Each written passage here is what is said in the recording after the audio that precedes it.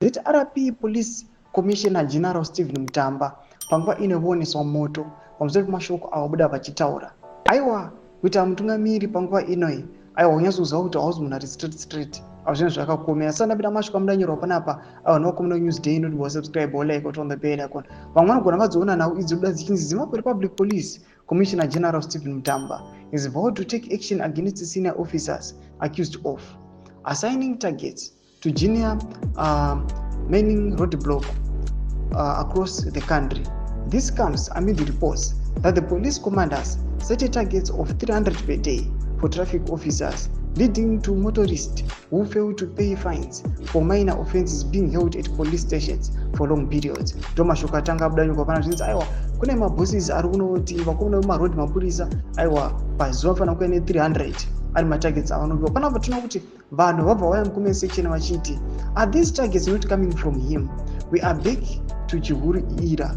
During Matangasi tenure, motorists were never harassed like what is happening now. One of the watch it, as long as this guy are earning peanuts, corruption haiperi. Address the real issues, Mr. Commissioner General. Address the working conditions of your subordinates. In that way, you will definitely reduce the levels of corruption. Thank you in advance for addressing the issue. Manopindo achiti, Bulawayo Central Police Station officers are just desperate to the extent of standing the whole day by the robots. Chihuri era is back. So annoying. Mwanopinda wachiti ari kunyepera kudzungaira commissioner. Mwanopinda wachiti sounds like a great joke. I don't see any from the top who is against this practice. Mwanopinda wachiti they live on corruption because they don't want to fix the country. Problem government isiri kubhadhara vashandi mari kwayo. MuZimbabwe maambulance anofamba achisenga vanhu muroad aine mugwere kana kuti achiinda kutora mugwere.